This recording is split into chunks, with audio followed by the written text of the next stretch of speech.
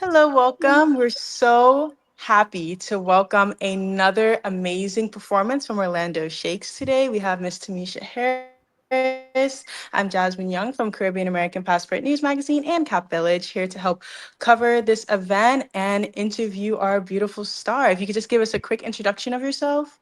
Hello, everybody. My name is Tamisha Harris, aka Tush is my nickname.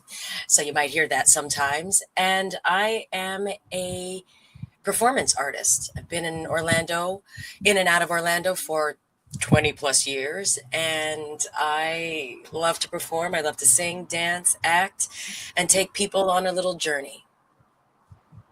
It's great to hear. We have a few questions for you today just to share a little bit more about your journey and the show with our audience. Awesome. So, first, I wanted to ask for those who haven't experienced it yet, how would you describe a cabaret of legends in your own words? I would describe Cabaret of Legends as a celebration and a little bit of a protest in the form of Black excellence. I tell the musical journey of history of Black female vocal legends and the influence that they had on my life, and kind of, meld the two together and take us on a sweet little jazz soulful journey. And what inspired you to create a show centered around these legendary women? And why was right now the time to bring it back to audiences? Let's see. I think the time is always right to bring the stories of Black women to audiences, right? All women, honestly. And these women were my influences.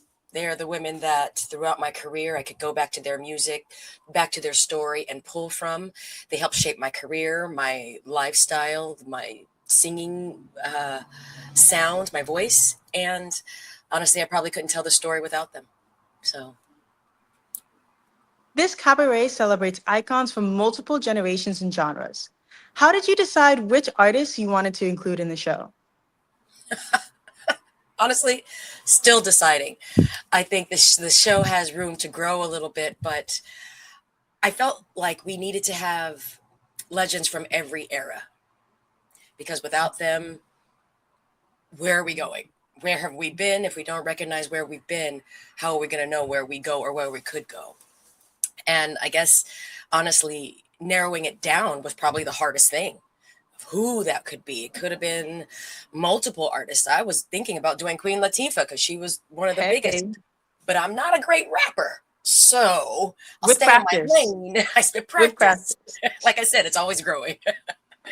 And luckily, we were able to take the show through different aspects of touring, such as the Fringe Festival and different small shows, and we could find it and see what works and find the trajectory of the show.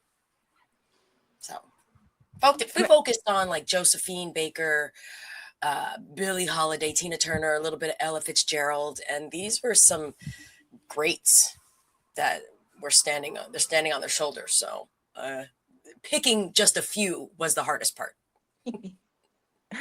Many of the women you portray overcame significant barriers in their careers. What lessons from their stories resonate the most with you personally?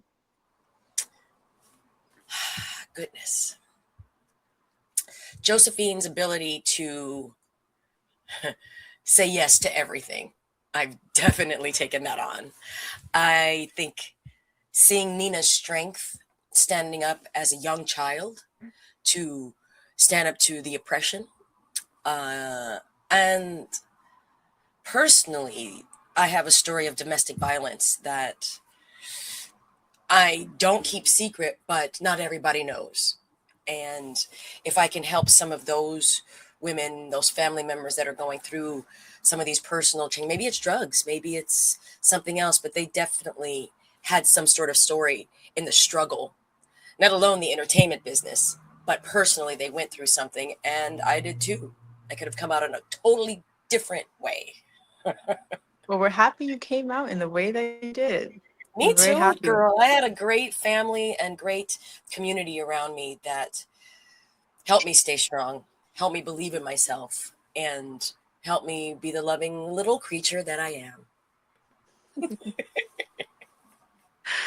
You've been praised for your ability to transform into these iconic performers. Is there one artist in the show who is particularly challenging or particularly fun to embody? I think well, that's a great question. Josephine, the show is about Josephine Baker, and bringing her story to life is one of the best things ever. Is something that I never imagined would be so big. The show is going on 10 years strong, touring around the world, and I love being able to be glamorous, silly, and playful, and yet strong, determined, and mindful, just as Josephine was. She, for me, she's one of the most inspirational and fascinating lives of all time. And I mean, I could go on talking about her singing, dancing, acting, mother to 12 children, her spy, and la la la la la. But you should just come see the show. See my eyebrows at 12 children? That is a lot to manage while being an artist and an entertainer. Good Yeah. heavens. Yeah, she was Um, really doing it before anybody else was. And so kudos to Josephine and helping Black women understand that we're not what they make us to be.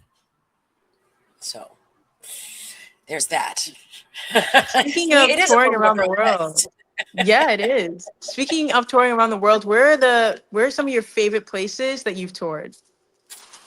Goodness. Australia, Edinburgh, Australia. yeah, Italy, Canada. Oh, Canada is like home number two, but Australia, Italy, and hopefully this year we'll go to England. We've been to Edinburgh, and I know the show has legs and will continue to walk and run around the world. it's always great to see the impact of not only American pop culture and music in other countries, but Black American, of the impact of African American music and culture and pop culture, whether it's rap, whether it's the blues, whether it's R&B, just around the world, in even the smallest pockets that you think, you know these people? And they're like, I love so and so. And you're I like, love hearing it. Oh my gosh.